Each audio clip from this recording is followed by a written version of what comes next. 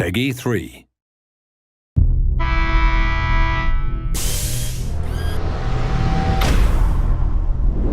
Well, from day one, I presented our gameplay team with what I thought was almost an impossible task, and that was to make our game look and feel way better than it ever has in the past. A major theme for us this year was this idea of the living world. Typically in basketball games, every team has kind of felt the same.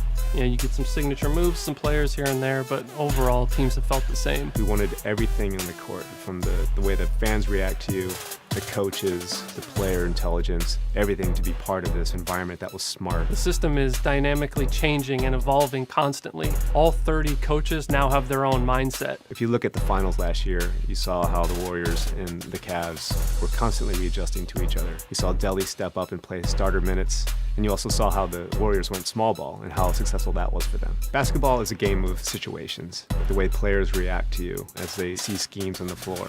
The way the coaches can see the patterns that you're trying to do and recognize it and adapt to it. In the regular season, Greg Popovich may give you just his base general pick-and-roll defense. But say you have success in Game 1 of the playoffs versus them, Game 2 is going to be entirely different. All these things make you have to step up to the challenge and come up with ways to solve these problems. Fundamentally, every single game relies on a good motion system, and basketball is no different. Situational movement gives the players the ability to detect when and how to move around the floor. It allows our players to detect opportunities. So with Steph Curry, you're going to see him come off an off-ball screen to get open at the three-point line if the opportunity presents itself. If it's not there, he's going to cut to the basket and deviate the plan. He's not stuck in anything. He can continually evaluate the floor. Things like that we can never do before.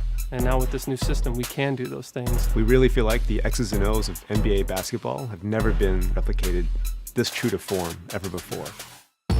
All player-to-player collisions between the ball handler and the on-ball defender is all driven by physics now. So a guy like LeBron, who's kind of like a tank, can just plow through the smaller defenders. The collisions feel a lot more visceral, and you never feel locked into an animation.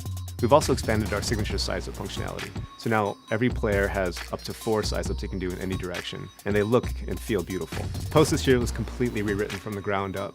The guys did a phenomenal job of just making it feel a lot more free.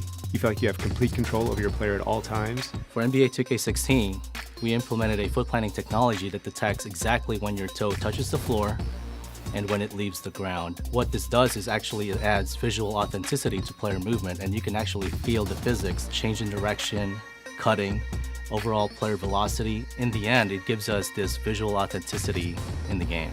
And on the sticks, now we have 3 dedicated pass buttons that give you instant access to any pass type you'd want to throw. So bounce passes, flashy passes, lobs, alley-oops. This is easily the best looking, the best feeling, and the most realistic 2K basketball we've ever made.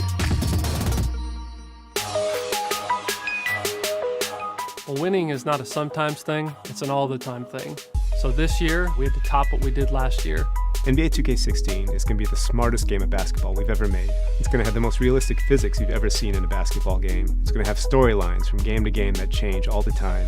I can't speak highly enough of our gameplay team and what our engineers pulled off this year. They really pulled off the impossible. NBA 2K16 is going to be the most authentic sports gaming experience that you've ever played.